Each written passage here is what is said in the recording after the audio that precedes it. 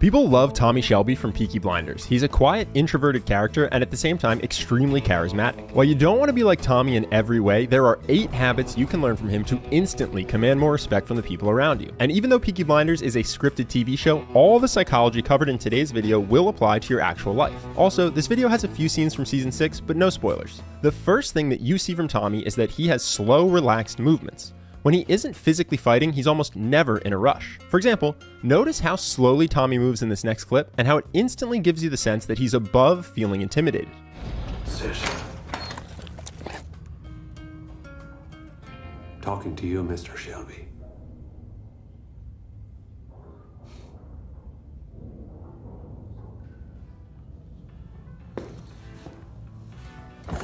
When you move slowly and comfortably in a situation where most people would be stressed, it shows that you don't feel scared or pressured. Along with his slow movements, there's a second body language habit you saw that helps Tommy appear confident. Tommy is comfortable holding eye contact, even during conflict. Right, he's the oldest, you're the thickest. I'm told the boss is called Tommy, and I'm guessing that's you, because you're looking me up and down like I'm a tart. I want to know what you want. Well, you're gonna die. Right here.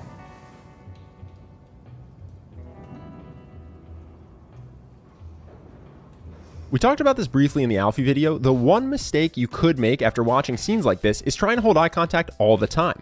But holding eye contact during conflict can actually escalate the tension if neither of you is willing to break. So the goal isn't to never break eye contact, it's just to know what your behavior signals to other people. Hold if you want to show you aren't intimidated. Look down if your priority is to de-escalate. And if you want to diffuse the situation without projecting fear or discomfort, you can hold eye contact for 3 to 5 seconds and then break to the side instead of down. At a high level, Tommy's ability to command respect in moments of conflict comes from the fact that he's not reactive to hostility. Notice how much confidence Tommy can project without even speaking.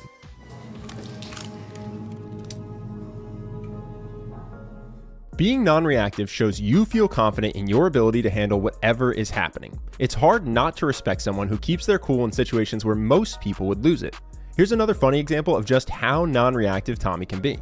He researches his enemies. That's why he's been chosen. I am chosen. I'm chosen. Could the chosen one smoke? This is obviously an extreme example, and hopefully none of us will ever have to deal with trying to keep cool with a gun to our head.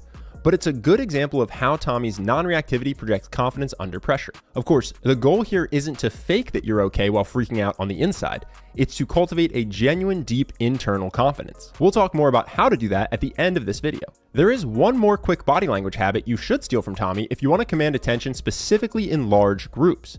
Be as big as your audience. Scale up your hand gestures when you're speaking to more people.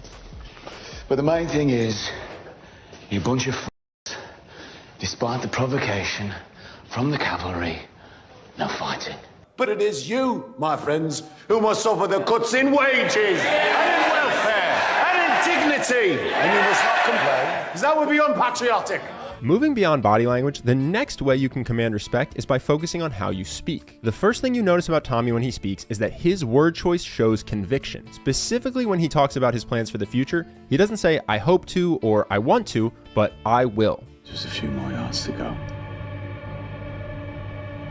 And you will change your ways. And I'll change the world. Beyond word choice, you can show conviction with just your tone. Many people do the opposite, ending in upward inflection, making statements sound like questions. This gives the impression that you're unsure of yourself. As an example, compare Tommy's tone in this next clip to Gina's. What are Michael's real intentions towards me, Gina? And if you lie, I will know. Tommy. He intends to complete the deal. And then you both walk away. So if you want to show conviction with just your tone, end your statements in a downward inflection. Similar to his slow, relaxed body language, Tommy also has a slow speaking cadence and uses pauses between words to hold attention. The pause is the moment when you're not speaking, but ironically, it's the moment you can pull people in. Tommy does this by pausing when you most want to hear what he has to say. You know, Michael, when you're dealing with a very powerful enemy, taking revenge sometimes requires time. You have to pick your moment. That moment will come. You may worry that speaking slowly and pausing a lot will lead to people cutting you off. The way you can prevent this isn't by rushing to finish or giving up on your thought halfway through, but by continuing to speak in that same slow speaking cadence until you're at least finished your sentence. Watch this next clip as an example you can model. For context, that ticking in the background is a bomb. As a member of Parliament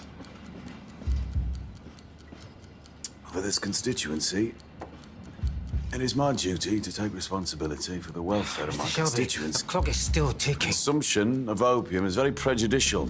Now there's one more important thing to cover when talking about why Tommy Shelby commands so much respect. He doesn't have to shout or raise his voice because either he knows what you desperately want and can give it to you, or he knows what you desperately fear and can prevent it. So his quiet words carry massive weight. As an example, let's go back to earlier in that Chosen One scene when they first threatened Tommy.